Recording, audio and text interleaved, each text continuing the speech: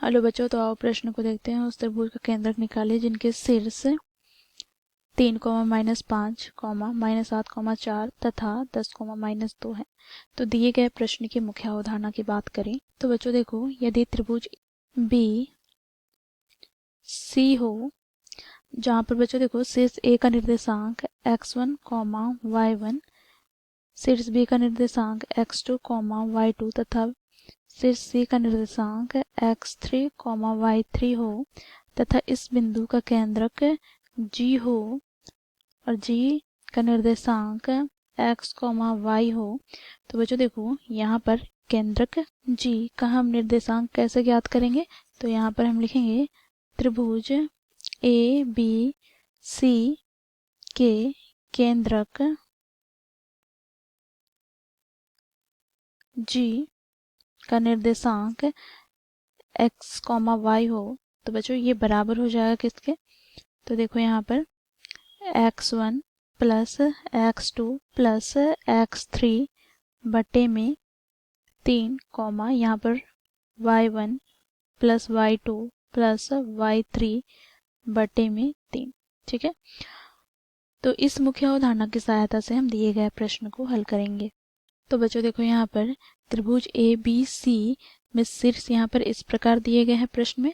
तो देखो यहाँ पर शीर्ष ए का निर्देशांक 3, -5, शीर्ष बी का निर्देशांक -7, 4 और शीर्ष सी का निर्देशांक यहाँ पर 10, -2 हो।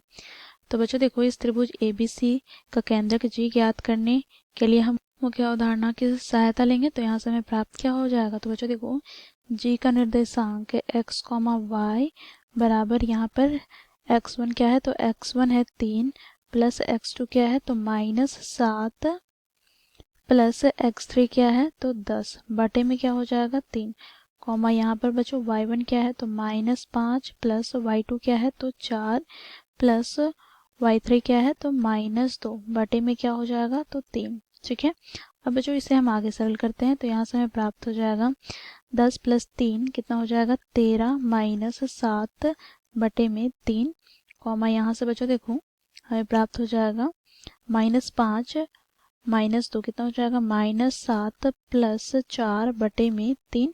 अब बच्चों इसे हम आगे सरल करते हैं।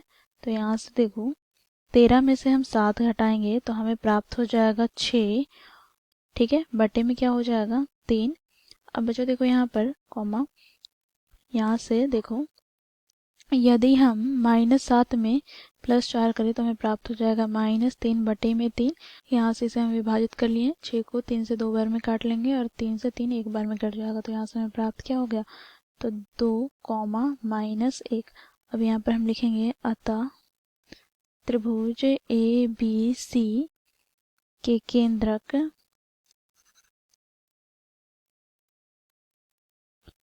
जी का निर्देशांक 2, -1 है।